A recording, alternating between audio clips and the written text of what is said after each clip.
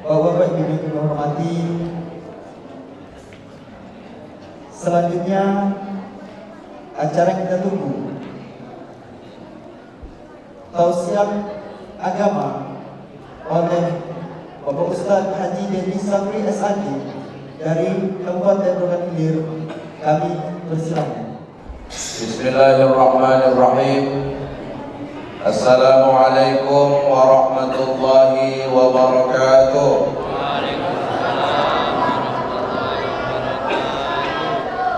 Alhamdulillah, alhamdulillahi rabbil alamin. Nahmaduhu wa nasta'inuhu wa nastaghfiruh wa na'udzu billahi min shururi anfusina wa min sayyiati a'malina. Man yahdihillahu fala mudilla lahu wa man yudlilhu fala hadiya lahu. Asyhadu an la ilaha illallah wahdahu la syarika lahu wa asyhadu anna Muhammadan 'abduhu wa rasuluhu alladzi la nabiyya wa rasula ba'dahu. Amma ba'du. Yang sama-sama kita muliakan Bapak Wali Kota Madya Dumai yang dalam hal ini diwakili oleh Bapak Staf Ahli Bidang Pemerintahan, yang sama-sama kita muliakan Bapak Anggota Dewan, yang sama-sama kita muliakan Bapak dan Ramil 02 Bukit Kapur, yang sama-sama kita muliakan Ibu Lurah Bagan Besar Timur, Bapak Lurah Bagan Besar,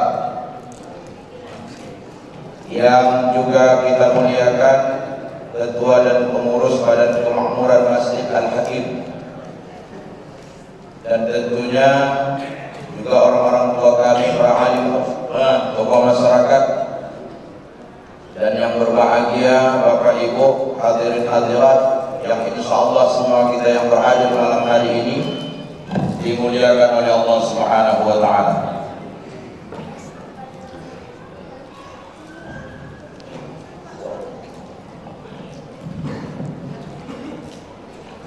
Bapak Ibu jemaah yang dimuliakan oleh Allah, puja dan puji syukur kita sampaikan kehadirat Allah Subhanahu wa taala. Mana lebih enak, pakai ini atau pakai ini? Pakai ini buat kalian ya. Puja dan puji syukur kita sampaikan kehadirat Allah Subhanahu wa taala yang telah melimpahkan rahmat, karunia, anugerah dan nikmat yang tidak terhingga kepada kita semua. Salawat dan salam kita hadiahkan kepada roh junjungan alam baginda Muhammad sallallahu alaihi wasallam, dengan satu harapan semoga di kehidupan yang akan datang kita termasuk ke dalam golongan pengikut Nabi Muhammad yang memperoleh keutamaan dan kemuliaan. Sebagaimana yang dikatakan Nabi kita, inna awlan nasi yawmal qiyamati aktsaruhum alayya salatan. Sesungguhnya hamba Allah yang utama yang mulia di hari akhirat nanti adalah hamba Allah yang banyak mengucapkan sholawat dan salam. Bapak Ibu hadirin hadirat jamaah yang dimuliakan oleh Allah, malam hari ini kita berkumpul di rumah Allah yang mulia ini, Masjid Al-Hakim, bersempena dengan perayaan ulang tahun yang kedua Kelurahan Bagan Besar Timur. Semoga kiranya apa yang kita tajam malam hari ini dicatat sebagai amal ibadah kebaikan dari kita di sisi Allah Subhanahu wa taala. Kalau kita bicara tentang syukur, Bapak Ibu, bersyukur itu satu keniscayaan yang tidak boleh luput dari kehidupan kita sebagai hamba Allah, sebagai wujud ekspresi penghambaan kepada Sang Khalik Allah Subhanahu wa taala. Karena Allah lah segala-galanya. Karena Allah lah yang telah menciptakan kita semua. Dari tak ada menjadi ada, dari tak punya menjadi punya. Kalau malam hari ini Bapak Ibu, kita coba ingat-ingat kembali, renung-renungkan tentang apa saja yang telah Allah berikan kepada kita berupa nikmat, anugerah karunia. Ketika kita masih berada di alam konsepsi, dari saripati tanah kita diciptakan Allah, min sulalatin min tin, tsumma ja'alnahu nutfah. Kami jadikan mereka itu tahapan berikutnya sperma, dari sperma menjadi alaqah, segumpal darah yang keras. Dari alaqah naik tahapannya menjadi mudghah, janin, sampai kita terlahir sebagai seorang bayi. Bahkan bayi yang tak bisa berbuat apa-apa, bayi yang lemah, sampai puluhan tahun berikutnya mengantarkan kita di kehidupan saat sekarang ini, bahkan sampai dengan malam hari ini. Kalau kita coba menghitung nikmat yang telah Allah berikan, niscaya kita tidak akan mampu untuk menghitungnya. Wa in ta'uddu ni'matallah la tuhsuha. Dan kalau kalian ingin menghitung nikmat yang telah Allah berikan, niscaya kamu tak akan mampu untuk menghitungnya. Tapi yang disuruh Allah bukan untuk menghitung nikmat-nikmatnya. Yang diperintahkan adalah mensyukuri apa yang telah Allah berikan kepada kita. Syukur itu Bapak Ibu, secara bahasa maknanya membuka. Lawan kata syukur, kufur, menutup. Orang yang bersyukur adalah orang yang membuka pintu hati, kesadaran betapa banyak nikmat yang telah Allah berikan kepadanya. Sikap syukur tadi itu diwujudkan melalui ketaatan menjalankan perintah Allah. Kalau mau dibagi syukur itu ada 3 macam. Asyukru bil lisan, asyukru bil qalbi, asyukru bil fi'li. Syukur dengan ucapan lisan. Begitu tadi habis maghrib kita dijamu dengan makanan santap malam, spontan lisan kita berucap alhamdulillah. Tadi waktu ditanya Ustaz gimana, teh atau kopi, susu tak ada. Tak ada, yang ada cuma 2. Kalau tak teh, kopi. Saya pilih kopi karena kopi ini minuman para wali, Bapak Ibu jamaah yang dimuliakan oleh Allah, wali kelas, wali murid, wali kota. Kalau begadang kan kawan ibu,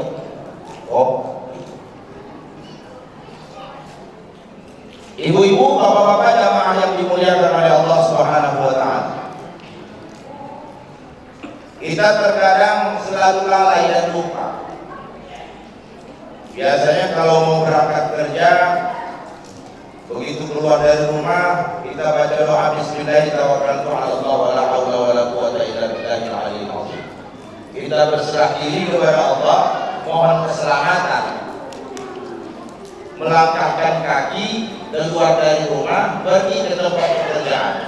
Tapi sangat disayangkan sedikit di antara kita yang sadar, begitu dia sampai di tempat pekerjaannya, lupa dia mengucapkan alhamdulillahirabbil alamin. Padahal Allah sudah memberikan nikmat keselamatan untuk dia. Tidak mendapatkan halangan rintangan di perjalanan ketika berangkat ke tempat pekerjaan. Yang kedua, asyukru bil qalbi, syukur dengan hati.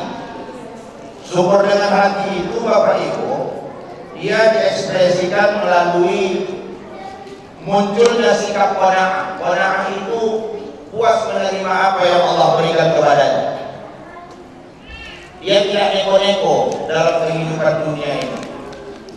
Indikator ciri orang yang qanaah itu, kata Nabi, kalau melihat kehidupan dunia dia tidak melihat ke atas tapi ke bawah. Sebaliknya orang yang qanaah kalau melihat kehidupan akhirat dia tidak melihat ke bawah tapi ke atas. Sehingga muncullah istilah dalam Al-Quran fastabiqul khairat, berlomba-lomba dalam berbuat kebaikan. Tapi kalau untuk urusan dunia dia nggak nengok ke atas, ke bawah aja. mobil bersyukur tetangga kita sebelah kanan cuma punya Honda, kan begitu. Yang punya Honda juga bersyukur tetangga sebelah kiri cuma punya sepeda. Yang punya sepeda juga bersyukur, penting mah masih punya sepeda. Tetangga sebelah depan tak punya apa-apa, kemana-mana jalan kaki. Yang jalan kaki pun bersyukur, masih punya kaki, bisa berjalan ke sana kemari. Tetangga sebelah kemarin amputasi, tak bisa lagi kemana-mana, duduk di rumah. Yang tak berkaki pun bersyukur, masih hidup. Tetangga kemarin 2 hari yang lalu sudah balik ke hanifaan ila Rabbi. Begitulah indikator ciri orang yang qanaah, itu jamaah yang dimuliakan oleh Allah SWT. Tapi kalau untuk urusan akhirat, dia jangan tengok bawah, tengok ke atas. Kalau si fulan bisa begini ibaratnya, kenapa aku tidak? Sehingga berlomba-lomba kita dalam berbuat kebaikan.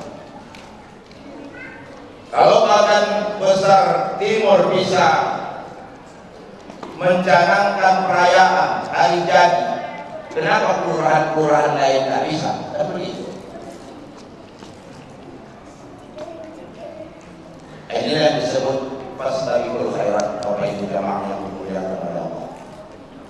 Lalu yang ketiga, asyukru bil fi'li, syukur yang diwujudkan, diimplementasikan melalui ketaatan menjalankan ibadah. Artinya orang yang pandai bersyukur itu Bapak Ibu, orang yang takut meninggalkan kewajiban yang disyariatkan, yang diperintahkan oleh Allah Subhanahu wa taala.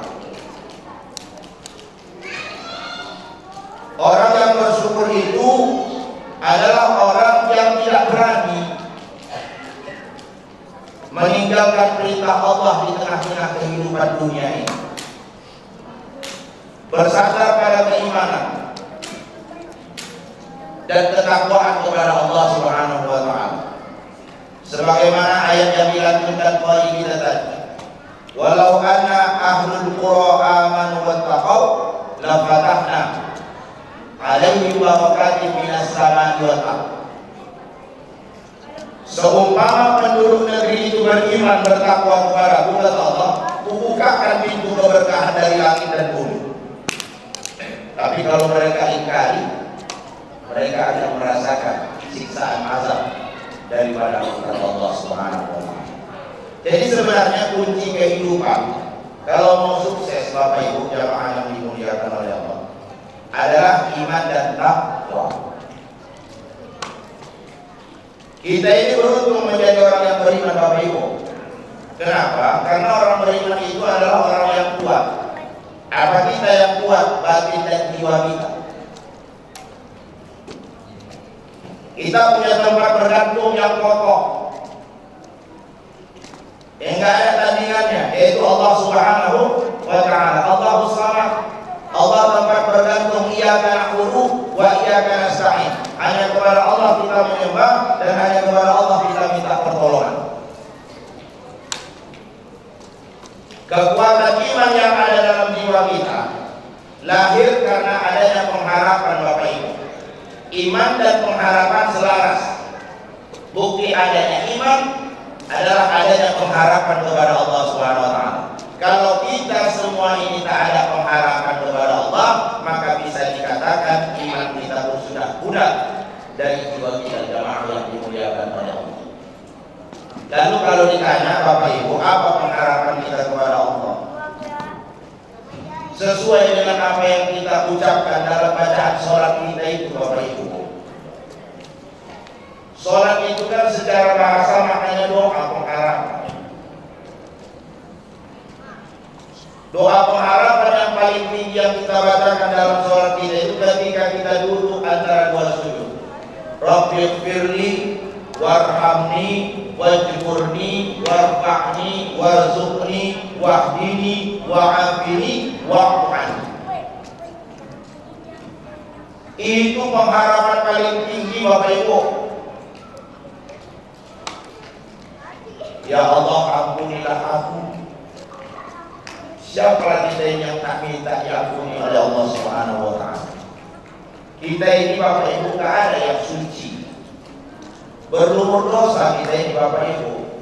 Makanya kata Abu Nawas dalam Sahih Al-Nubi mithlu a'dadil rimal. Dosa-dosaku ya Allah ibarat butiran pasir di pantai Koneng. Begitulah banyaknya. Kalau tak kepada Allah kita minta ampun Bapak Ibu, kepada siapa lagi Bapak Ibu? Ini pengharapan yang pertama ini kepada Allah. Warhamni, sayangi aku ya Allah. Wajburni, tutup segala kekurangan diriku ya Allah. Karena aku ini adalah hamba-Mu yang pandai menutup kekurangan diri. Kalau sempat kekurangan diriku Engkau bukakan ya Allah, kemanalah wajah akan aku hadapkan Bapak Ibu. Tengok di sekitar kita berapa banyak orang yang pandai menyembunyikan aibnya, dibukakan Allah, habis prestasi karirnya Bapak Ibu, habis dulu lantak, kurang hebat apa lagi, tapi dibukakan Allah aib, tak sanggup memandang kehidupan dunia ini Bapak Ibu jamaah yang dimuliakan oleh Allah. Itu makanya kita minta sama Allah, tutuplah segala kekurangan diriku ini ya Allah, jangan bukakan. Kita ini pandai menyembunyikan aib, kekurangan diri, tak usah jauh-jauh Bapak Ibu. Penampilan sebelah luar kita itu selalu beda dengan penampilan sebelah dalam. Kalau sebelah luar tengok, bajunya beling-beling, kilat-kilat ibu, rapi gosokan itu seperti mata pisau. Begitu dibuka, singletnya berkuyak. Karet-karetnya ini molor, kocak udah, karet ini kocak udah, kocak. Tapi memang dia pakai menyembunyikan itu, tak nampak. Kalau sempat karet yang kocak dibukakan Allah, kemana lah kamu dihadapkan ibu jamaah yang dimuliakan oleh Allah Subhanahu wa Ta'ala.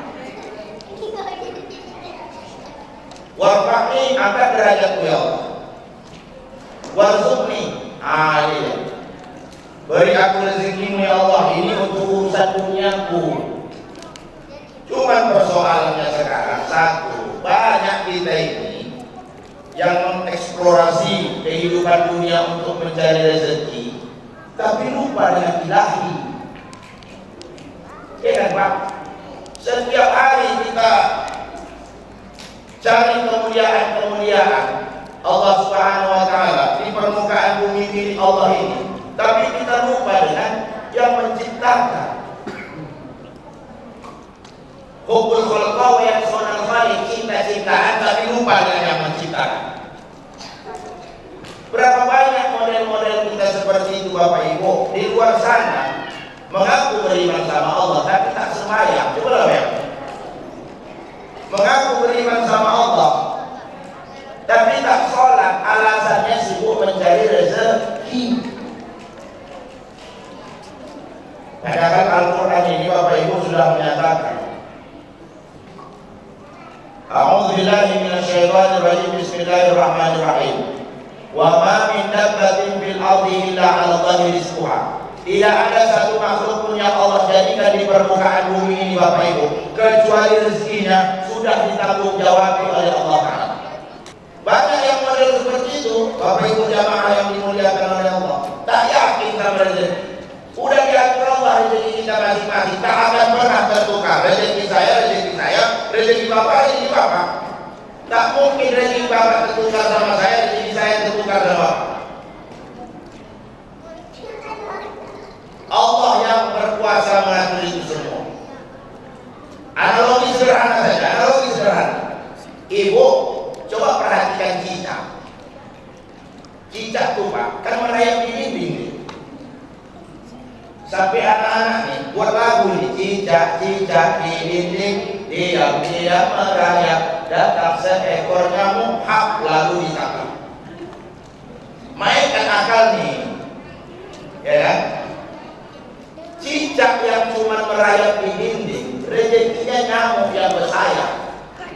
Seharusnya kalau memang rezeki cicak punya nyamuk bersayap, maka Allah harus jadikan cicak itu juga punya sayap, biar enak dia mengejar nyamuk nih, begitu. Tapi tidak, cicak tak bersayap.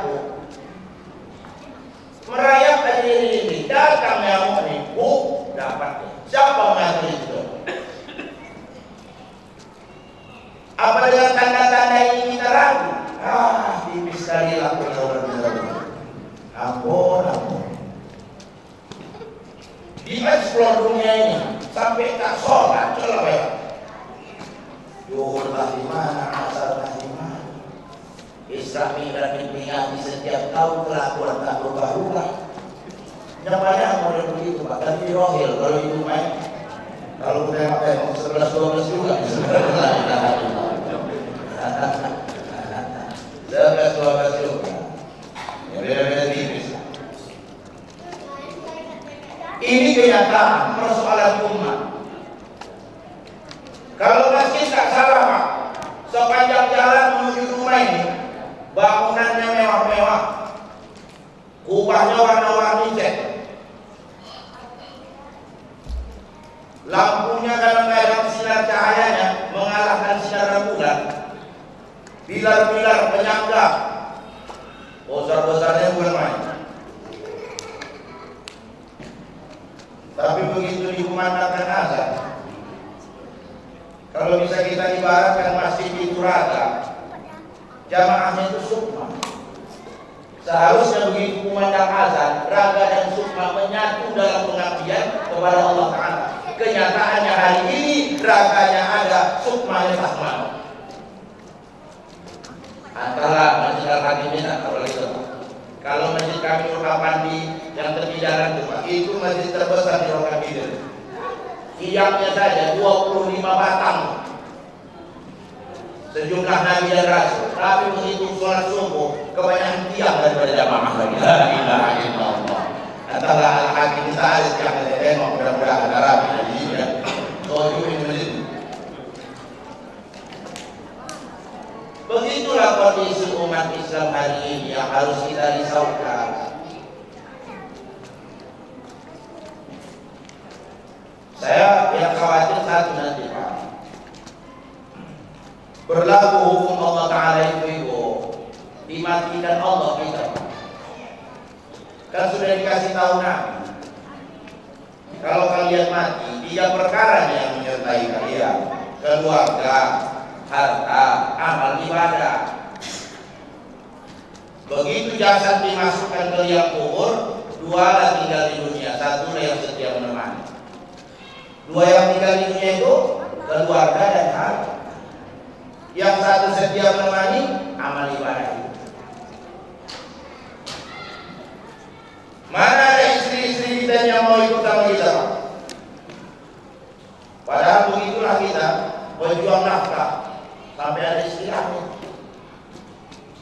Berangkat pagi, pulang petang, ada yang berangkat siang, pulang malam, ada yang mandak 3 hari, 4 hari, seminggu baru balik. Ada yang lebih parah lagi, sekali begitu tak pulang-pulang, tak pulang. Ya, ada model begitu Bu? Ada. Cara hidupnya karena memilih dia.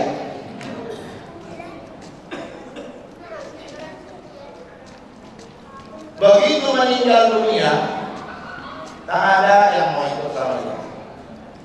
Kita bela-belai istrinya, kita sayangi dia, kita cintai, seluruh kebutuhan dia kita penuhi.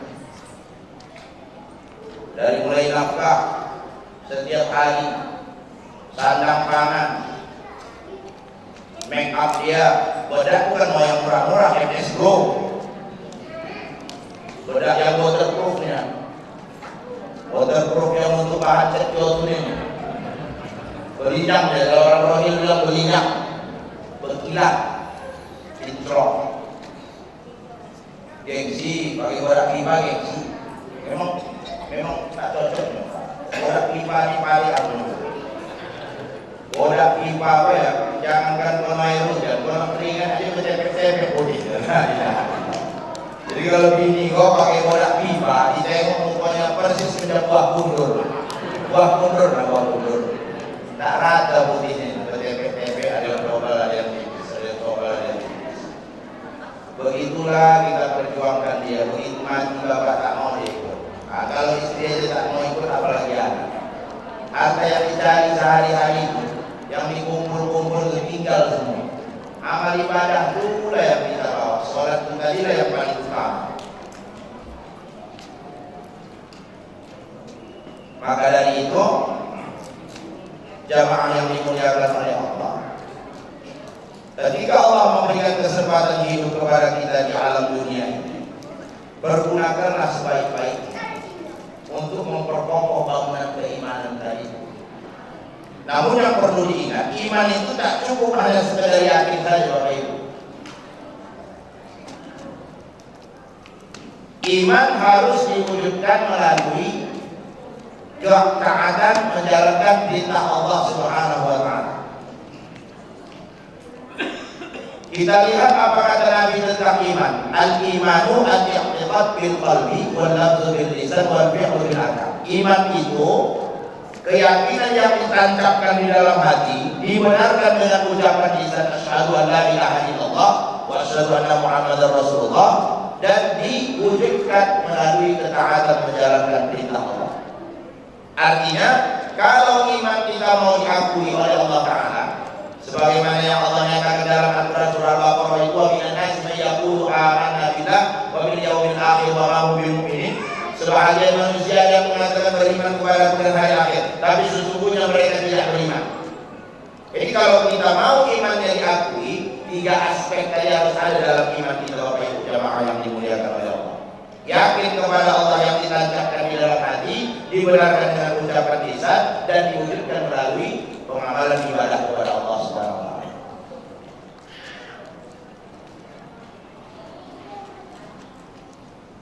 Ketundukan menjalankan perintah-perintah Allah, barulah pokok keimanan itu. Memang iman ini, kalau kata Rasulullah, yazidu wa yanqus. Grafiknya kadang naik, kadang turun. Apalagi sekarang godaan iman ini banyak, Bapak Ibu. Ya, Bu. Godaan iman tuh, Bu, yang meluluh lantahkan bangunan iman tuh, kalau sekarang ini ada 3A 1S. 3A 1S. 3A itu harta tahta wanita, yang 1S itu selingkuhan. Selingkuhan itu bisa wil, bisa wil, pria idaman lain, wanita idaman lain. Ya, Bu. Harta tubuh. Memang watak kita manusia ini, Bu, cinta dengan harta. Kalau kata Nabi, walaupun mereka sudah punya gunung emas seperti gunung Uhud, ya, gunung Uhud sebesar gunung Uhud, dia akan mencari gunung Uhud emas yang kedua. Begitulah seterusnya sampai tanah disumpalkan ke mulut mereka, barulah mereka tak bisa berbuat apa-apa. Tanah yang disumpalkan itu kapan? Mati itu. Tapi kalau sebelum datangnya kematian, kecintaan terhadap harta tidak akan pernah habis, Bapak Ibu jamaah yang dimuliakan oleh Allah Subhanahu wa taala.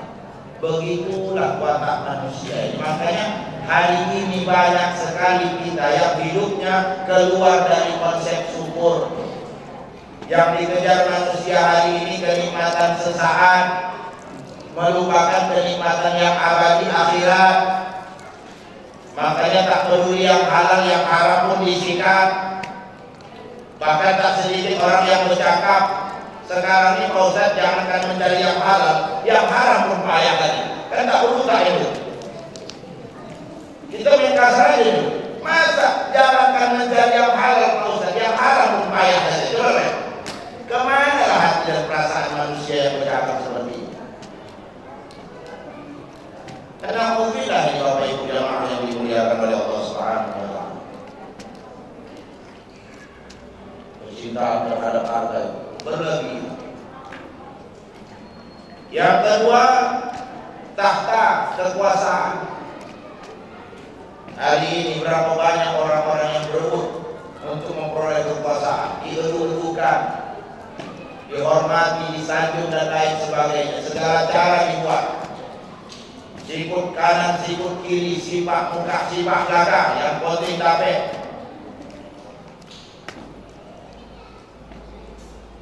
Yang ketiga, wanita.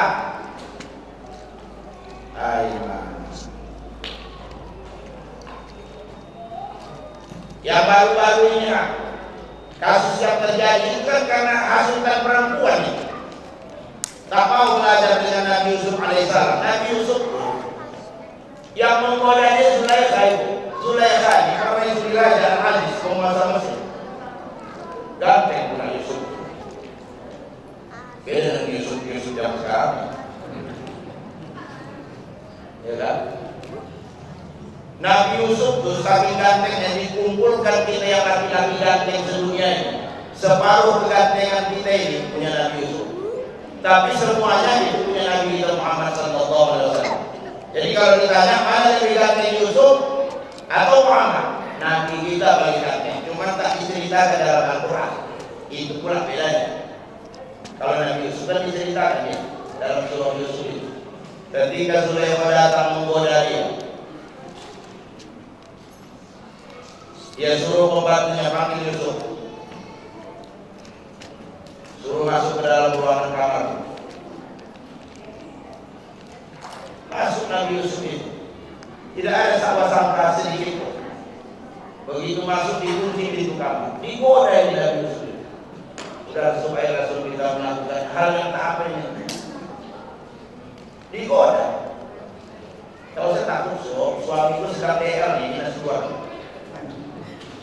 Raja Al-Aziz, penguasa Mesir. Seketika melintas wajah ayahnya Yakub di benaknya, ses. Bukan dia tak punya hasrat ketika itu, tapi dia memang mampu mengendalikan. Apa yang terucap dari lisan Nabi Yusuf ini Allah. Sesungguhnya aku takut kepada Allah, wahai permaisuri. Lari Nabi Yusuf. Ditangkap sama Zulaikha, dapat baju bahu sebelah kanan, robek. Lepas keluar Nabi Yusuf dari kamar. Emosi Zulaikha, awas kalau Yusuf. Kau tengok, pulang suaminya Raja Al-Aziz, dia juga nyebab. Macam mana menurut pendapat abang kalau ada budak kita yang melakukan pelecehan terhadap diriku? Emosi Raja Al-Aziz, emosi dia. Siapa orang yang Zulaikha? Permaisuri Yusuf.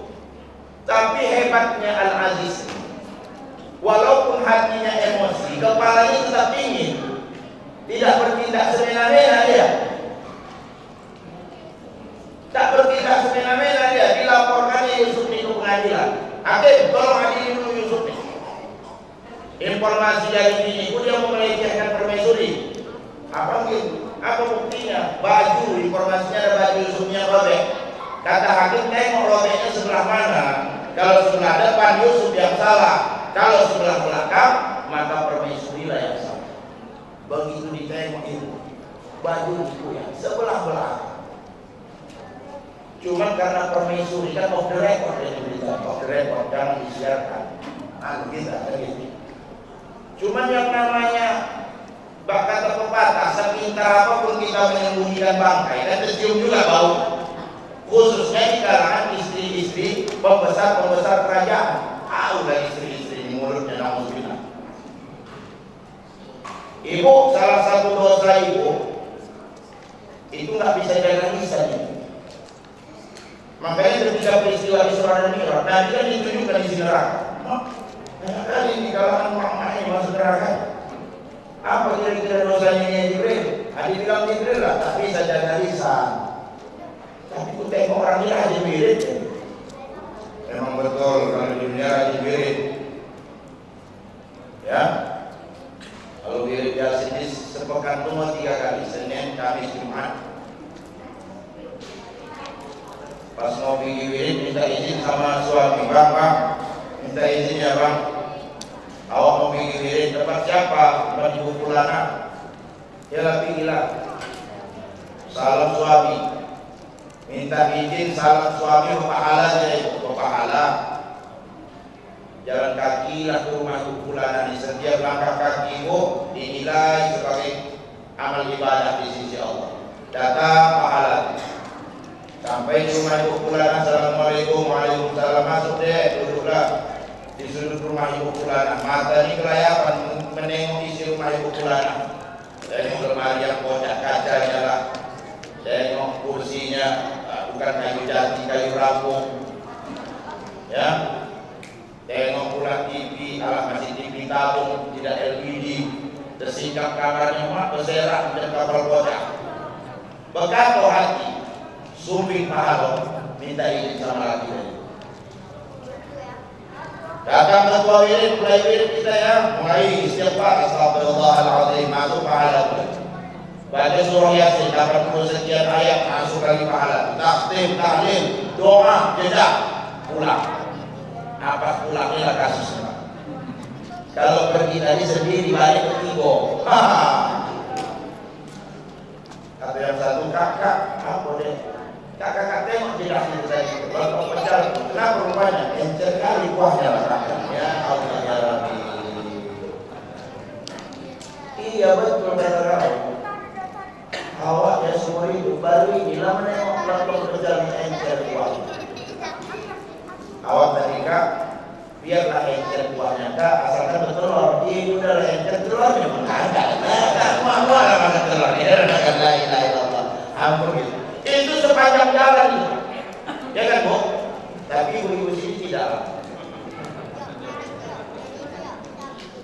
Datang lagi yang satu kaum baru tahu ya kakak, kalau ibu apa itu seperti itu orang yang parahan itu kan. Udah tahu lama udah itu.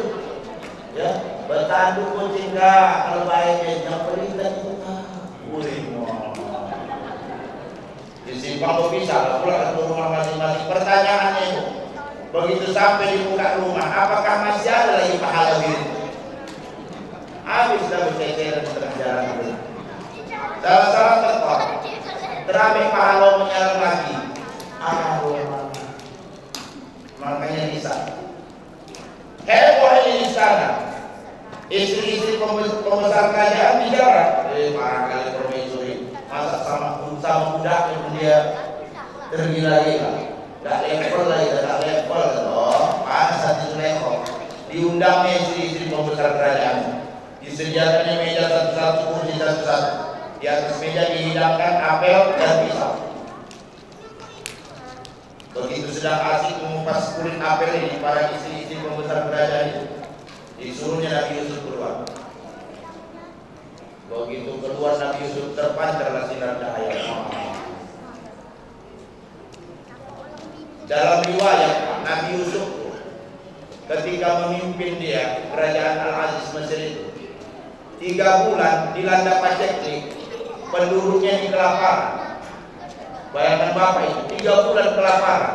Begitu berjumpa dengan Nabi Yusuf ini, kenyang langsung orang karena gantengnya. Itulah hebat. Begitu jumpa dengan rajanya Nabi Yusuf, hilang lapar. Saking gantengnya. Begitu melintas Nabi Yusuf, takjub, saking takjubnya para istri pembesar kerajaan, bukan kulit apel yang dikupas mereka, kulit jari, berdarah-darah. Apa kata Zulaikha sambil tersenyum dan tengok. Lihat yang baru lintas Yusuf, tengok habis kulit jari lihat berdarah-darah. Sedangkan aku setiap hari aku menengok Yusuf, macam mana tak tumbuh rasa cinta saya sama dia. Tapi hebatnya Nabi Yusuf itu mampu dia mengendalikan dia. Hebatnya Al-Aziz tidak cepat terpengaruh dengan hasutan istri kita. Berapa banyak orang yang hancur dulu lantak kali gara-gara itu, dengarkan kali mulut perempuan itu, ya, yang sumber maksiat bagi mereka. Dan yang terakhir yang menghancurkan bangunan keimanan kita yang 1S adalah selingkuh. Oleh karena itu, berusahalah kita untuk mengokohkan bangunan keimanan Bapak Ibu. Apa yang harus kita lakukan? Pahami, hayati, amalkan 3 pertanyaan apa. Apa yang pertama, apa tujuan hidup kita? Apa yang kedua, apa tugas hidup kita? Yang ketiga, apa bekal hidup kita? Dan banyak. Apa tujuan hidup kita? Tujuan hidup kita ini Bapak Ibu, kadang-kadang heran juga gitu. Udah setua ini kita hidup di alam dunia, nggak tahu kita orientasi hidupku apa ya. Bisa nggak tahu orientasi hidup, tujuan? Padahal agama sudah menjelaskan wa ma umiru illa liya'budullaha mukhlishina lahuddin. Dan kami tidaklah memerintahkan kepada kalian untuk menyembah Tuhan kamu Allah Ta'ala kecuali hanya orang-orang yang ikhlas saja. Artinya tujuan hidup kita adalah mencari keriduan Allah, ridho menerima perintah Allah Ta'ala untuk diamalkan dalam kehidupan, menanamkan keikhlasan di dalam keriduan, apatah lagi di dalam berbuat amal kebajikan. Karena kata agama al-ikhlasu ruhul amal, ikhlas itu ruhnya amal ibadah. Kalau amal ibadah tidak ada keikhlasan di dalamnya, maka tak ada makna amal tersebut. Sama dengan jasad nih Bapak Ibu. Jasad kita ini terdiri dari unsur materi dan imateri. Unsur jasad tubuh dari ujung rambut ke ujung kaki. Yang imateri ruh. Apalah arti jasad kalau ruh sudah pergi? Menjadi seonggok bangkai. Kalau kata Roma Irama, secepatnya jasad dipendam karena tak lagi dibutuhkan. Tak butuh lagi. Begitu juga dengan amalan. Amalan harus berangkat dari keikhlasan, semata-mata mencari keridhaan Allah Ta'ala. Oleh karena itu, setiap kita beramal, luruskan niat hanya karena Allah Subhanahu wa Ta'ala, bukan karena siapa-siapa. Kita beramal ini hanya mengharapkan penilaian Allah Ta'ala, bukan penilaian sesama manusia. Gak penting kita. Kalau manusia ini Bapak Ibu minta izin saya malam itu, jangankan yang tak baik, yang baik pun dibuat salah juga dalam pandangan mata mereka. Kan begitu. Jangankan yang tak baik kita buat, yang baik salah. Karena memang begitulah manusia. Makanya ada filosofi ayam. Bapak Ibu coba perhatikan ayam. Ayam itu apapun yang dia lakukan, tetap tidak pernah mendapatkan pujian dari kita manusia, khususnya dari mulai bertelur dia sampai diceplok telur, tak pernah kita memuji. Asik dia saja yang kita salah. Bertelur dia, kita buat pepatah, jangan kayak hidup ayamnya bertelur satu ribut sekampung. Itu kan interpretasi yang buruk. Padahal kita tidak pernah mencoba untuk meneliti kenapa ayam ini bertelur ribut sekampung. Sedangkan ibu maaf, ibu melahirkan, ibu tidak mencari ayam. Tidak ya kan Bu? Kenapa Pak? Karena yang keluar itu bermata, berhidung, bermulut, bertelinga mirip sama kita. Sementara ibu ayam ini begitu diterannya keluar bulat aja. Tentu dia ribut, kotekok. Kenapa ini tak mirip sama aku? Cuma itu ayam ini dia memang walatai asmi rohillah, tidak pernah berputus asa dari rahmat Allah. Telur yang bulat ini dia alamkan 21 hari tak makan tak minum. Mulutnya menganga, lidahnya bergoyang bertasbih. Subhanallah, subhanallah, subhanallah. Mohon kebesaran kekuasaan Allah Ta'ala agar supaya telur yang bulat ini menetas keluarlah anak yang mirip sama ini. Enggak pernah kita teliti. Kalau sempat dari bagian besar timur ini ada ibu yang melahirkan bulat dari luar, maulah masuk koran pos metro, headline seorang mama di bagian besar timur melahirkan bulat dari luar. Salah suami itu dibawa, kan, ke RSUD rumah, diperiksa mengaku lahir bibitnya ini, menyalah bibitnya ini. Saya guru nih, kalau ada anak murid yang buruk tulisannya, apa kita bilang? Tulisan kau nak kayak ceker ayam, tenang aja. Ibu keluar belanja ke warung, berselok, bersandar, beri. Ibu kemana? Ibu nih ya, kasih ayam beli. Banyak binatang tak besok, kambing, kucing, bebek. Kenapa tak dibilang kaki bebek? Ayam yang kena. Ibu enggak nyenyak tidur malam, apa dibilang Bu? Tidur ayam. Tidur ayam. Memandang benda dari kejauhan tak jelas. Aku tidak kenal. Kenapa? Rabun ayam. Rabun ayam. La ilaha illallah. Ayam dibawa. Ada nampak itu anak muda, dulu kiri aja bawa proposal. Apalah dia muda, kilo ayam jalan. Kilo ayam. La ilaha illallah. Kilo ayam. Aku cak kesodi yang ayam itu ketika telur tadi diceplok, ubah nama turun dari sapi. Ayam yang loncat hajat mengeluarkan bolu, sapi yang dapat nama. Tapi kata ketua ayam udah tahu saya dipikirkan. Ada daripada ketua ayam. Elok pun kita buat, tak akan dapat penilaian yang pantas dari manusia. Memang begitulah tingkah mereka. Udahlah. Yang penting kita berbuat ini hanya mengharapkan keridhaan Allah. Kan paten itu ketua ayam. Ketua ayam itu bisa paten. Masa itu tidak. Jamaah yang dimuliakan oleh Allah Subhanahu wa taala. Makanya apa tujuan hidup kita mencari keridhaan Allah? Apa tugas hidup kita yang kedua? Ya. Beribadah kepada Allah Subhanahu wa taala. Wa ma khalaqtul jinna wal insa illa liya'budun. Dan aku tidak menjadikan bangsa jin, bangsa manusia kecuali agar mereka beribadah menyembah kepadaku.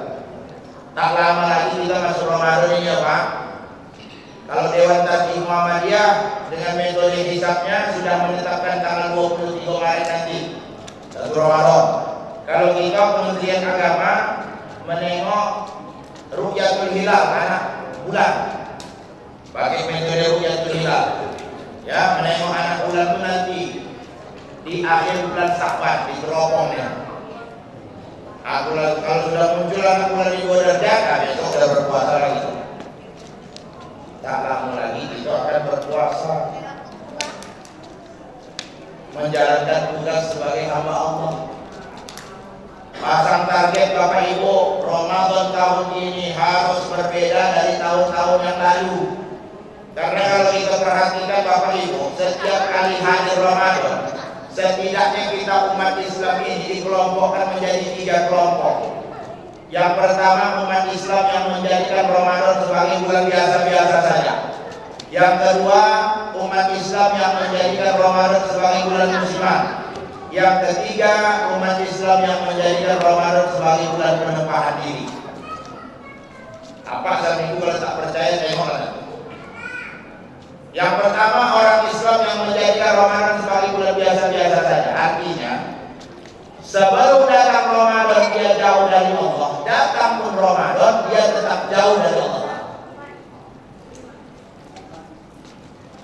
Sebelum datang Ramadan dia bermaksiat kepada Allah, masuk pun dia di Ramadan tetap dia bermaksiat kepada Allah. Dia tidak terpengaruh dengan tawaran-tawaran kemuliaan yang disampaikan Ramadan. Itu kelompok yang pertama. Kelompok yang kedua yang menjadikan Ramadan sebagai bulan musiman. Musiman. Nanti Bapak Ibu tengok. Kalau ketika 2-3 hari mau masuk Ramadan, banyak kita yang belanja peralatan muslim-muslimah. Biasanya tak tutup aurat, disibuk membeli jilbab panjang.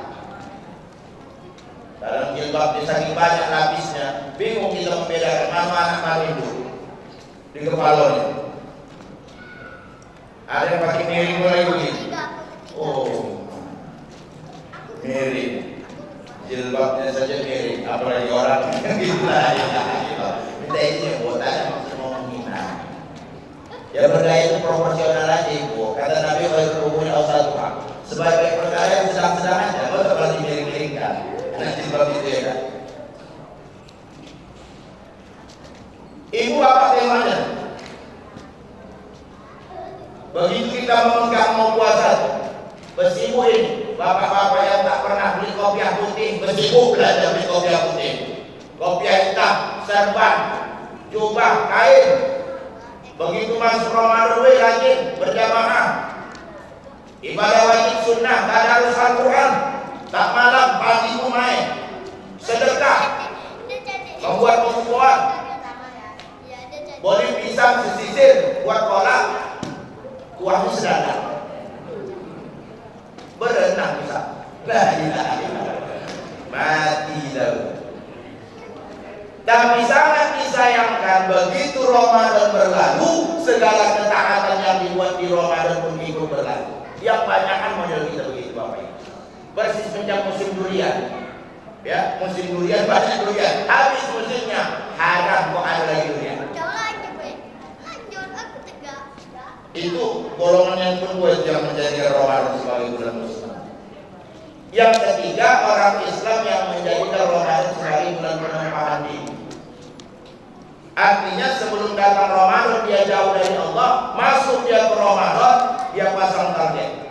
Dia tempah dirinya untuk menjadi hamba Allah yang bertakwa. Bertakwa, la'allakum tattaqun itu. Dengan puasa itu, hikmah terbesarnya menjadikan kita hamba Allah yang bertakwa. Nilai kemuliaan apa yang kita dapatkan Pak melalui Ramadan ini? Di mana kita diwajibkan berpuasa di dalamnya. Setidaknya ada dua. Satu, dengan puasa di bulan suci Ramadan, kita dididik menjadi hamba Allah yang memiliki kesalehan pribadi. Kesalehan pribadi. Yang kedua, memiliki kesalehan sosial. Kesalehan pribadi itu maksudnya bagaimana Bapak Ibu? Ini terakhir ini, 10 menit lagi, sejam aja kita. Cukuplah sejamnya Ibu. Cukup Ibu? Tak cukup? Sanggup untuk mendengarkannya? Sanggup? Aku tak sanggup menyampaikannya. Opini banyak kali berlakunya. Di Raja Wanita berlaku. Pak Untung tak hukumnya. Kalau cuma hukumnya ulang awak tengok begini apa ini Bang? Oleh-oleh dari rumah ini berserabutnya. Kesalehan pribadi itu maksudnya begini Bapak Ibu. Tipikal puasa itu berbeda dengan ibadah lain. Kalau ibadah lain terbuka sifatnya. Ada jumpa Pak Pulan sedang sholat, nampak dia tunggang-tunggi sholatnya. Oh itu dia. Ada nampak Pak Pulan yang satu lagi, dia sedang bayar zakat, nampak dia menyorongkan zakat. Infak sedekah. Apalagi kalau pergi haji umroh, sekampung mengantarkan dia. Ketahuan. Lengkap dengan grup rebana ibunya. Dari rumah menuju ke masjid, digendang juga panggilan haji telah tiba lagi, kumpang-kumpang sambil jalan. Begitu sampai ke rumah pulang orang berangkat awak tengok jari jempol semua, bongkak. La ilaha illallah. Tengok lagi ini dah hasil dari apa? Tapi kalau puasa siapa yang tahu Pak? Bu? Tak ada yang tahu kecuali kita dengan Allah. Ini dia kesalahan pribadi. Bapak sahur sama ibu, habis sahur sholat subuh, berangkat kerja. Bapak kerja pakai apa? Pakai motor, sepeda motor, Honda ya. Aku nasihati Bapak sebelum masuk Ramadan, bawalah Honda Bapak tuh di servis, setel dulu stangnya. Biasanya kalau Ramadan, stang ini mau membelok ke rumah makan ini. Tapi salah kalau yang di rumah ini ya, kalau membelok ke rumah makan datuk ini. Memang tak ada tak stang itu. Aku stangnya yang aku bilang ya, bukan orangnya. Membelok ini. Tercium bau gulai ayamnya. Betul.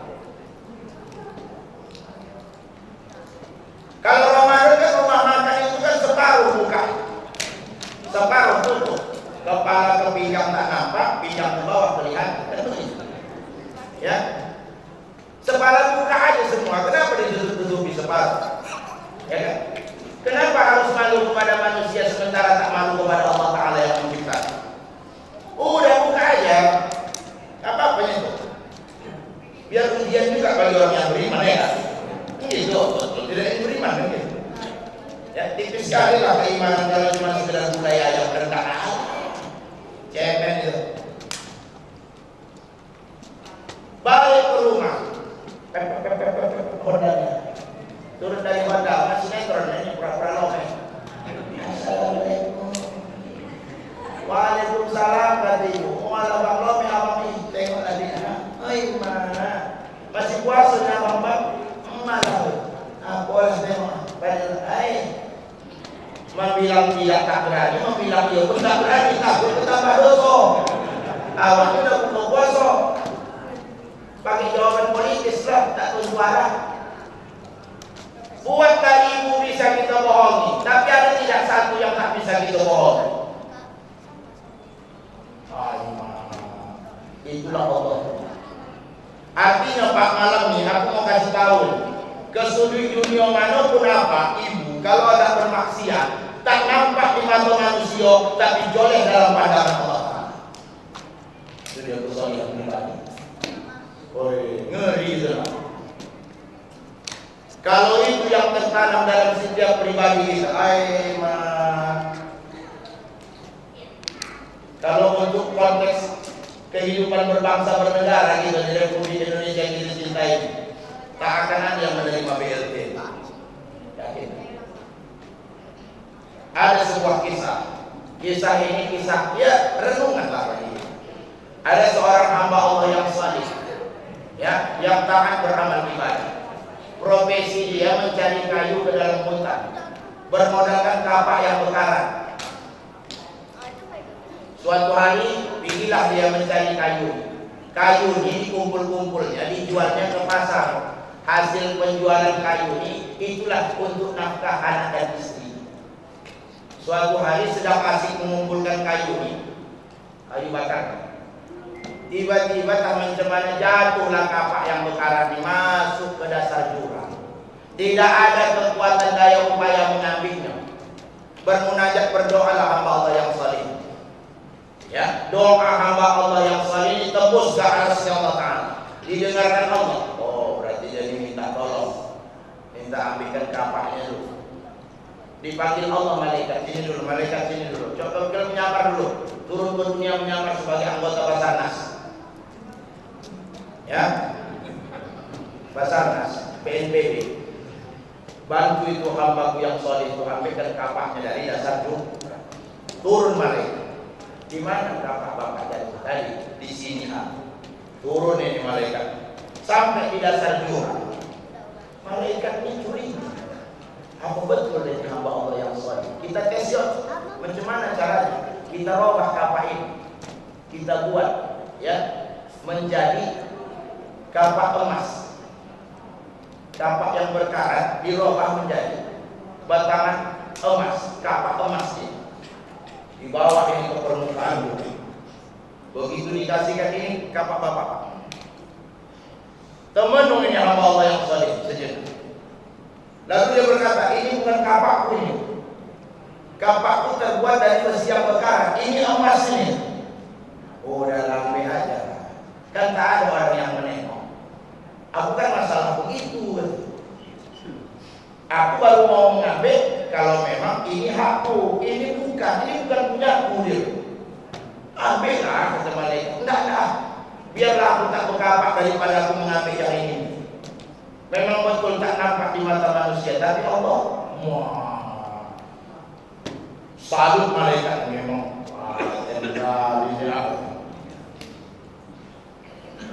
Sampai kita pak begitu macam mana? Kalau kita datang malaikat menyerahkan kapak itu berkarat, datang malaikat menyerahkan kapak dari orang itu, ayo pak, berdalam lagi pak, jadi nongkrong. Ayo terima kasih malaikat. Malaikat memang nggak tahu, tak tahu dia. Tapi menjubur daripada akhirnya kan. Akhirnya apa yang dilakukan malaikat? Diambil lagi kapak yang berkarat itu, dikasihkan kapak emas tadi sebagai hadiah. Itulah nilai kesolehan pribadi itu, Pak. Tak nampak di mata manusia kita bermaksiat durhaka, tapi Allah Ta'ala kalau itu yang tertanam paten itu. Yang kedua, kesolehan sosial. Terakhir pas 10 menit lagi. Mau di jam 10. Kesolehan sosial itu Bapak Ibu, kenapa kita dilaparkan puasa di bulan suci Ramadan? Menahan haus, menahan lapar. interval waktunya dari mulai terbit fajar sampai terbenam matahari. Tujuannya tak lain tak bukan agar supaya tumbuh kesadaran dalam diri kita ini, untuk membantu saudara-saudara kita. Karena banyak saudara-saudara kita yang hidupnya tidak seberuntung dengan kita Bapak Ibu. Kalau kita menahankan lapar itu cuma lebih kurang 11 sampai 12 jam interval waktu. Tapi ada saudara-saudara kita di luar sana yang hidupnya di bawah garis kefakiran, kemiskinan, yang hampir setiap hari dalam kehidupannya siksaan lapar haus itu yang dirasakan. Makanya dengan dipuasakan kita tumbuh kesadaran itu. Kita ini kalau tak dipaksa begitu, tak mau tahu. Dipaksa, lapar kan? Nah, inilah yang dirasakan saudara kau itu. Dan itu maksud Allah. Kau bantu. Lan tanalul birra hatta tunfiqu mimma tuhibbun. Kan gitu. Tidak akan pernah kau memperoleh kemuliaan kebajikan dari Allah Ta'ala sebelum engkau menginfakkan harta apa yang engkau cintai di kehidupan alam dunia ini. Terkait dengan harta, apa yang paling kita cintai Bapak Ibu? Duitnya. Ya kan Ibu? Duitnya. Ibu nih Pak, tak pala perlu kali sama kita suaminya. Ya Ibu, kita buktikan Pak. Biarlah suami kita itu ngomong pendek hitam, yang penting banyak duitnya. Kurus kerempeng, 3 tulang sama kontut, yang penting rajin kasih duit. Jadi dia tak perlu sama kita, yang perlu sama duit kita ya. Karena duit ini memang harta yang paling disayang. Tak percaya orang bapak, orang ibu, kita buktikan malam ini kebenaran ini. Di dalam dompet ibu ada duit 100.000, 50, 20, 10, 5.000, 2.000. 2.000 ini 2 lembar, satu yang lama, satu yang baru. Datang orang minta sedekah, duit berapa yang keluar? 2.000 yang lama yang baru. 2.000 yang lama yang baru. Iya, dia kan 2 ini Bu. Lembaran yang baru 1, yang lama 1. Yang bertulisan nomor HP, nomor lope. Yang lama. 2.000 yang lama. Memang iya kenyataan ini. Yang tak sedapnya, udahlah keluar duit 2.000 yang lama. Ini tak doakan aku ya, panjang umur, sehat badan, murah rezeki. Dewa lah banyak. La ilaha illallah. Dan tak malaikat pemalas mencatat. Gilo.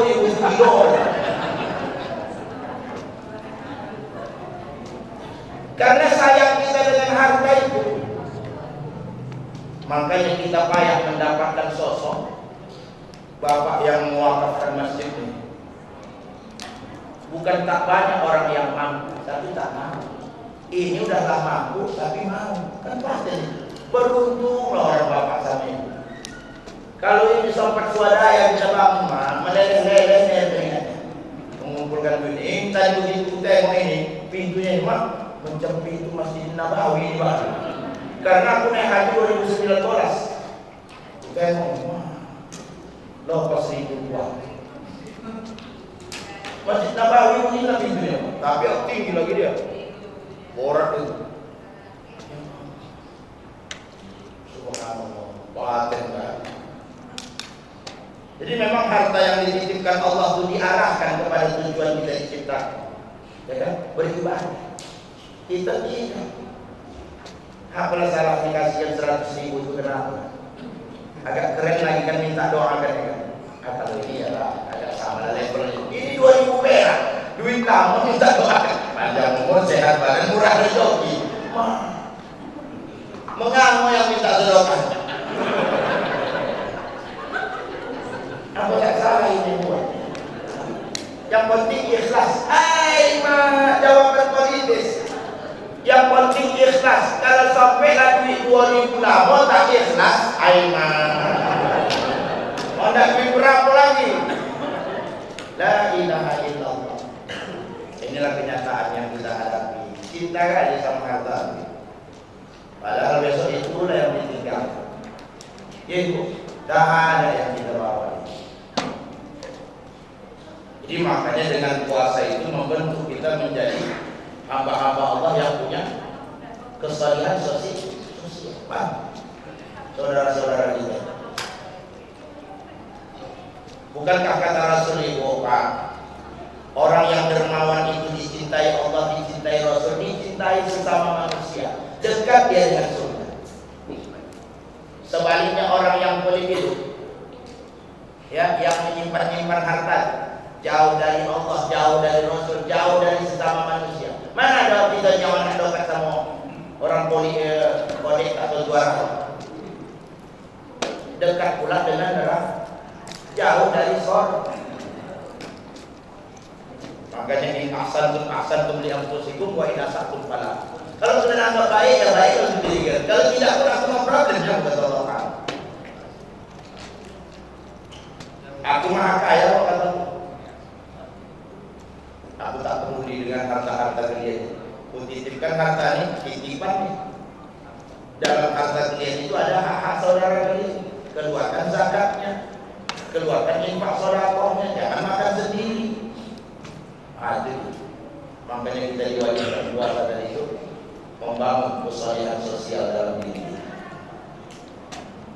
Yang terakhir, apa bekal hidup kita? Bekal hidup kita adalah amal ibadah, Bapak Ibu. Kumpulkanlah sebanyak-banyaknya, Bapak Ibu. Kalau Rajab itu syahrullah, bulannya Allah, Sya'ban itu syahrul Nabi, bulannya Nabi, Ramadan nanti bulannya kita. Dijadikan Allah tamu kita di Ramadan itu, Bapak Ibu. Dimuliakan Allah, pintu surga dibukakan, pintu neraka ditutup, setan diikat di belenggu biar tak dapat menggoda manusia yang sedang melaksanakan ibadah. Muncul pertanyaan, kalau memang betullah setan itu diikat, kenapa kok banyak yang tak puasa? Ini kau sih. Tapi kan Ustaz kan tak cukup pintar, harus pintar-pintar jadi Ustaz, Pak. Serius nih, Pak. Jadi Ustaz sekarang tak cukup pintar aja, harus pintar-pintar. Ada di kampung kami Tanjung Balai Asahan, Ustaz model pintar-pintar begini. Jadi satu hari ada Pak Ahmad namanya, maaf ya kalau namanya sama. Pak Ahmad ini profesinya ke laut mencari ikan, berpuluh tahun. Suatu hari dapatnya lah ikan bosak. Ngeri dia mau makan.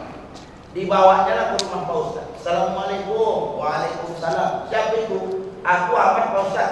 Masuk Pak, silakan. Apa hajat? Begini ya Pak Ustaz, aku kan profesiku ke laut bertahun-tahun. Sekali ini dapat pula ikan sebesar ini. Ngeri aku mau makannya. Berarti Pak Ahmad datang ke sini mau menanyakan hukum ikannya. Begitulah Pak Ustaz. Tunggu sekejap ya kata Pak Ustaz. Masuklah Pak Ustaz di ke kamar Pak. Selang beberapa menit keluarlah dia bawa kitab kuning. Dibuka, Ustaznya lah kitab kuning ini buka Pak Ahmad. Bagus sama bab tentang ikan. Baca, kesimpulannya haram ya. Begitu mendengar haram ikan ini, berubahlah air muka Pak Ahmad, sedih. Tanya Pak Ustaz, kenapa Pak Ahmad? Sedih. Yang macam mana kata sedih Pak Ustaz, sangkau ikan ini halal. Kalau halal nak bola dua kepala untuk Pak Ustaz, ekor untuk aku. Begitunya, tunggu dulu ya kata masuk lagi dia ke kamar. Setelah beberapa menit keluar Ustaz dibawa kitab hijau. Dibuka yang kitab hijau dibawa sama bab tentang ikan. Baca kesimpulan halal no. Bola dua barang. Ulang Pak Ahmad tersebut. Ustaz pun tersebut. Ustaz kan tak kehabisan akal. Kalau memang betul itu setan itu diikat di belenggu, mengapa kok banyak yang tak puasa? Setan ini kan pintar. Dalam setahun itu kan ada 12 bulan. Ya, 11 bulan itu dibuatnya training. Diklat, pendidikan dan pelatihan. Mana yang tak puasa itu dididiknya itu. Dididik dan pelatihan. Ya, begini ya, triknya begini. Pokoknya jangan kau serviskan modal, tak usah kau setel sama, biar belok sendiri di rumah kamu. Dididik, begitu nanti masuk Ramadan, aku kan kono ikat, kalian lah yang melanjutkan perjuangan menyesatkan manusia ini. Itu ya sebenarnya. Ya kan? Memang setan iman, setan lah. Namanya pun setan, banyak akalnya untuk menyesatkan diri. Ya, jadi yang meneruskan perjuangan setan itu deh, yang tak puas-puas itu. Mudah-mudahan kita tak termasuk dari situ. Kalaupun ada sedikit lah, jangan belah semua malah. Bapak Ibu jamaah yang dimuliakan oleh Allah Subhanahu wa taala. Jadi bekal amal inilah diperbanyak. Ya, kalau di Rajab kita menanam, di Sya'ban kita menyiram, di Ramadan inilah kita menuai. Dijadikan tamu sama Allah. Ibadah kita dilipat gandakan pahala. Ibu baca Quran pahalanya 1 huruf 10 itu. Alif lam mim itu bukan 3, itu alif 1 lam 1 mim 1. Alif 10, lam 10, mim 10, 30. Cuman bilang alif lam mim, Yasin. Kurang enak apa lagi? Bahkan saking Allah memuliakan kita, Pak. Napas mulut kita ini, bau mulut nih. Ibu tahu sendiri lah ya, bapak tahu sendiri. Bau mulut orang berpuasa ini kan bau nago. Oh, maui. Apalagi kalau sampai dia sahur pakai semur jengkol. Seharian penuh perut ini kosong. Datanglah dia bercakap sama tetangganya, ibu, gue mau apa? Tak menjawab ibu, pingsan muntah kaya dan bawah. Muntah kaya. Bau nang agak direm-rem sedikit ya bu kalau bercakap ya bu. Itu sudah sedikit. Apa buku gua hari ini bu? Ya, bukan apa tak tahu. Memang di sisi Allah lebih wangi dari di mau kasturi. Di sisi awak menalah. Gitu. Itu level ya bu. Ya pak ya. Jaga-jaga sini presiden. Begitulah Allah memuliakan. Kenapa kita tidak ambil momen? Kan rugi kita. Makanya pasang target. Buat saja ini Ramadan terakhir Pak. Oh, paten itu. Ya kan? Ramadan terakhir untuk aku. Biar semangat kita beribadah. Karena kalaupun tidak kita bilang ini Ramadan terakhir untuk kita, ya kita kembali ke sana juga. Maaf cakap malam ini saya duduk di hadapan calon-calon jenazah. Kalau tak sekarang ya kita mengumpulkan bekal, kapan lagi? Kalau sempat terkelacing kita, ya kan, lewat dari sini, tak ada. Di sini banyak pilihan, tapi di sana tak ada beras di rumah ibu, susah. Ibu tak punya beras di rumah, susah tidak ibu? Susah ya kan? Tapi banyak pilihan ibu. Datang ke tetangga, minjam beras kau dulu deh. Anakku udah belalang-lalang tuh kelaparan. Insya Allah dikasihnya itu dibantunya. Tak mau tetangga bantu, pilih ke gede berutang. Insya Allah dikasih, asalkan kita bayar utang. Jangan ini berutang rajin bayar tidak. Malas orang sama wadahnya. Tapi kalau sempat di alam kubur tuh kehabisan bekal, kemana mau minjam? Diketok kuburan sapi, wah, oh wah, apa wah, aku ini wah 2 minggu ini udah pocah-pocah kepalaku. Kenapa kau? Wah ini tidak tahu. Dihantar malaikat lah wah gara-gara ini bokalku. Jadi kedua, tidak kau tuh kuburan wah, maksud hatiku pinjam bokal wah aku lah salahnya. Mendongeng itu ya kuat kau berikut menangis. Lumayan kau 2 minggu pocah kepala kau. Kuat udah sebulan kau. Sesama bokal mampu ini dalam. Jadi alam barzah dia jangan main-main. Utsman bin Affan menangis Utsman bin Affan. Utsman bin Affan ketika Rasulullah cerita tentang alam kubur menangis 3 hari 3 malam. Tak berhenti bongkar matanya itu. Sampai datang sahabat, mengapa begini kali Tuhan? Ketika Tuhan mendengarkan Rasul cerita tentang surga neraka, Tuhan tak menangis. Ini ketika Rasul cerita tentang alam kubur, 3 hari 3 malam, tak berhenti. Apa jawab Utsman? Ketahuilah wahai sahabat, alam kubur, alam barzah itu, inna awala manazilil akhirah, alam yang pertama kali kita masuki sebelum ke alam akhirat. Artinya kalau kita bahagia di situ, bahagialah sampai ke alam akhirat. Kalau tersiksa di situ, tersiksa sampai ke alam akhirat. Itulah yang kupikirkan. Macam manalah besok aku di alam kubur. Selevel Utsman. Kurang apa lagi kemuliaan dia Pak? Khalifah yang ketiga, 10 sahabat Rasulullah yang dijamin masuk surga bi ghairi hisab, tidak perlu dihitung, salah satunya Utsman bin Affan. Menantu Rasul yang diberi gelar Dzun Nuraini, memiliki 2 cahaya. Paling dermawan, kalau disuruh bersedekah membantu Islam nih, tak ada pikir-pikir, semua hartanya dia serahkan. Sampai sekarang Pak, ada loh Pak aset-aset peninggalan Utsman.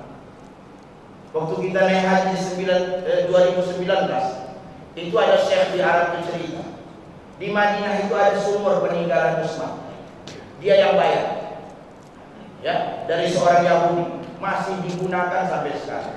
Ada bangunan yang dijadikan hotel, ada kebun kurma, bahkan ada di Bank Arab Saudi itu rekening atas nama Utsman bin Affan.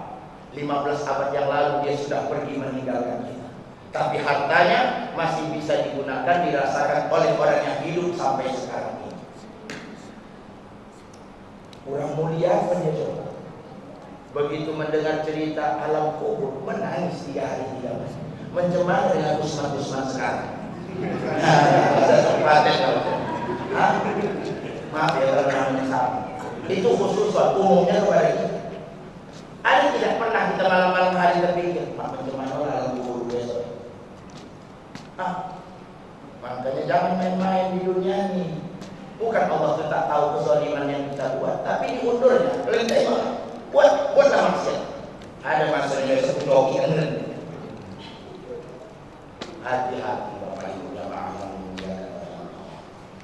Jangan seperti dari istidraj Allah Taala di budaya. Jangan sampai seperti itu. Makanya mumpung Allah masih memberikan nikmat umur sama kita, isilah dengan ketaatan, menjalankan perintah Allah SWT. Kumpulkan bekal sebanyak-banyak. Karena perjalanan hidup di alam barzakh tak sebanding dengan di alam ini. Alam dunia ini berapa tahun kali lah kita paham. Kalau diikut ukuran umur Nabi 63 tahun.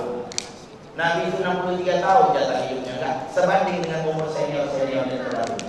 Nabi Adam 1000, Nabi Nuh sekitar 900 sekian tahun, Nabi Musa 300-an, ya Nabi Isa lah yang pendek 30-an, tapi dia kan diangkat ke langit. Tak tahu kita kabarnya sekarang, tak mencemar, ada dia saja. Nabi kita bukan tak bisa minta dia sama Allah, panjangkan umurku ya Allah, mencemur senior-senior itu terdahulu, segitulah jatahnya 63. Ini kan mengindikasikan bahwa kita umat Muhammad tak ada yang panjang-panjang. Makanya jangan banyak main-main. Ini banyak main-main kelihatan menjual. Ya, sementara kehidupan di alam kubur dari mulai Nabi Adam meninggal sampai sekarang belum ada masa kebangkitan, Pak. Belum ada masa kebangkitan. Bagi kita yang sadar demikian, ya kumpulkanlah banyak-banyak berkah itu. Jangan sampai besok kehabisan mengetuk kuburan samping. Wah, Lokum besok ya, lokum memang kumpah besok. Ngeri betul. Entahlah Bapak Ibu jamaah yang dimuliakan. Akhirnya mudah-mudahan dengan tausiah agama yang kami sampaikan bersempena dengan hari ulang tahun Kelurahan Bagan Besar Timur malam hari ini bisa kita jadikan satu pencerahan lah untuk diri kita. Menempa diri untuk lebih baik lagi di masa-masa yang akan datang.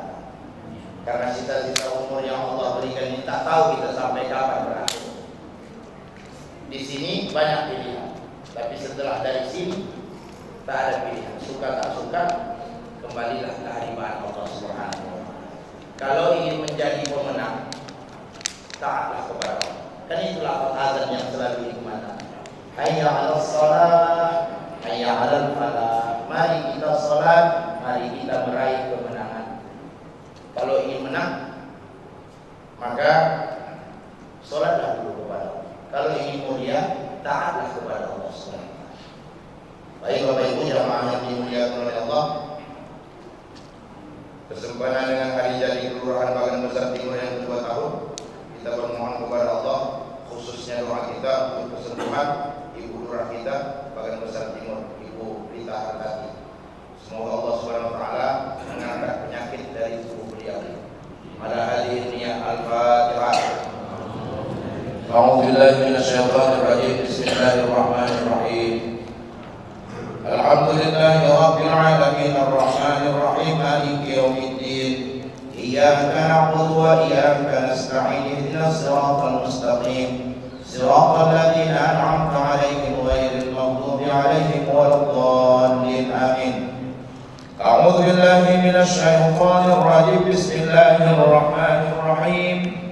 Alhamdulillahi rabbil alamin wassalatu wassalamu ala sayyidina Muhammadin wa ala alihi wa sahbihi ajma'in. Allahumma lakal hamdu bima khalaqtana wa lakal hamdu bima razaqtana wa lakal hamdu bima hadana ya arhamar rahimin.